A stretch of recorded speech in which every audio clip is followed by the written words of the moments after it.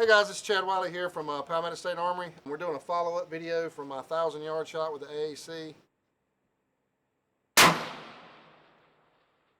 Got him!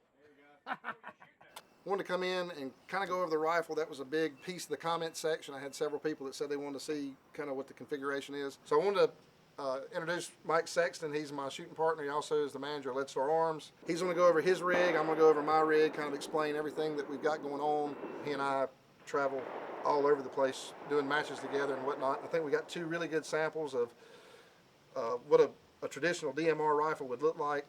DMR is designated marksman. It was a term, I believe, coined out of the Marine Corps. Yep. It's for medium range, and by medium range, 400 to 700 yards. A lot of matches now are going to that style, with specifically with gassers. We'll go tip to tail.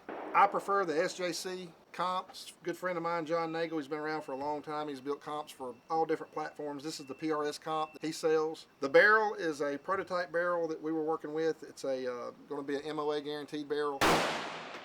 We'll have more information about that soon. I'd run an adjustable gas block. This is a PSA custom adjustable click switch gas block. Basically dial it down, cut it off, run the gun. When I get my ejection pattern the way I want it, we cut it back, go one click, and it's set. You'll see in the last video there's very little recoil. That's in part to do with the comp, the gas block, and we'll get into the buffer system here shortly. If you'll notice below, I had a couple questions about this.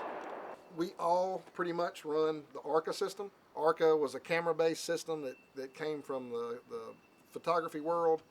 It makes accessories a lot easier. It's a little bit more stable. You can attach it pretty much in a flat form to the stock handguard.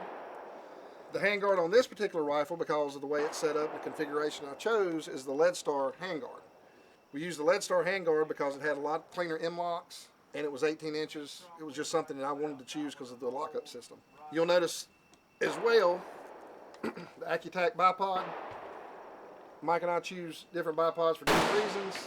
I preferred the AccuTac. I'd met him in SHOT Show a while back. I like the way the configuration's set up. You can replace each component of it. It's a little expensive.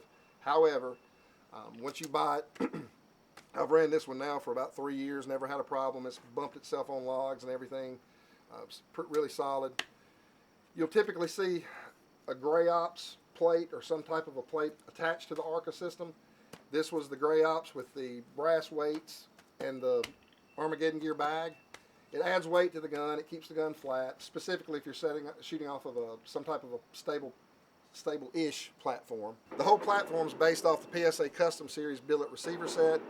We introduced those a couple years ago. Very solid. There's very little side-to-side movements. Machine fit. They're machined together, anodized together. They come back and we're sold as a set. We don't sell the uppers and lowers separately. I prefer hyperfire triggers, and I also prefer two-stage. Mike, you are a single-stage guy. I've long range. I do two stages so that I can load up. But hyperfire is the way to go. Their precision triggers have been in all of our guns for years now. Great guys, support them 100%.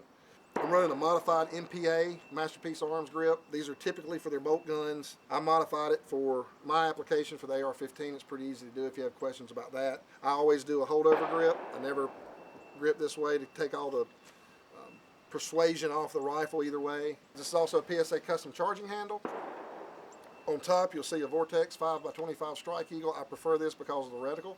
The EBR-7C is probably one of the best reticles they came out with. The clarity is great. We're shooting 1,000 yards with it. I've never had a problem with any of their products. Their warranty's awesome. Typical matches that we go to were par times. And par times is you have 90 seconds to complete the task. As of lately, we're seeing time plus, which is more like a three-gun style long-range shooting. And we've noticed that some of the time plus stages are within 100 to 200 yards. I put the red dot on there to acquire those targets quicker, and you can also acquire longer range targets and go into glass a little bit easier. So it's something new I'm testing out. I saw it a lot in the Unknown Sniper Challenge a couple weeks ago. Decided to add it myself. We'll see how it goes. As far as the bolt carrier group, it's a Toolcraft. It's coated by Cryptic Coatings. Coating's very strong, very durable. There's a lot of rounds through that rifle right now. I guesstimate 3,000-ish, and the coating looks like it did when I pulled it out of the package when he sent it to me. I use the TACOM 3-stage buffer system. It's a buffer that has a 2-stage spring. I'm using a TACOM 3-stage buffer system. As you see, it's part of that recoil. It acts as a shock, if you will. There's a spring inside this captured buffer system that allows for extra dampening when it bottoms out in the buffer tube.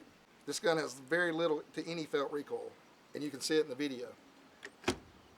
And at the end, this is actually the Magpul PRS. It's the Gen 1 stock. I prefer it. I didn't see any reason to upgrade any of the newer ones. It adjusted to my length. I've had a lot of success with it. The only difference really in my rifle, I'm running a 20-inch JP barrel, the cryogenic 1 in 8 barrel in it, Wiley chamber. I'm running a JP bolt and buffer system in mine. So mine is JP front to back and a lead star chassis.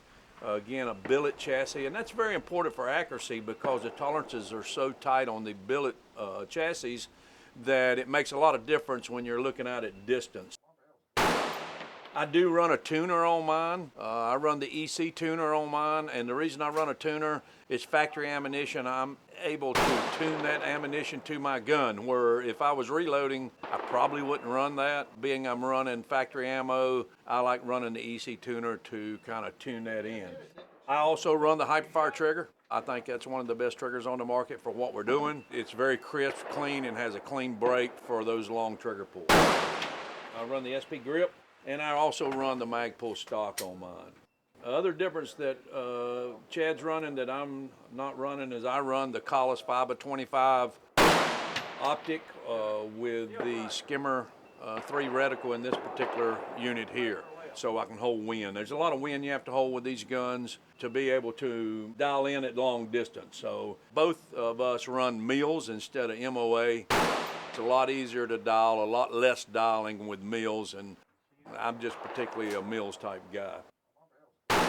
I'm running a LaRue mount. I think that's very critical, and it holds the tolerance. I don't have to worry about it banging around or knocking off or anything. So I've been shooting this kind of setup now for about 5 or 6 years and had good success out of it. As far as the bipod, like Chad, I'll run just about any type of bipod that has good stability to it.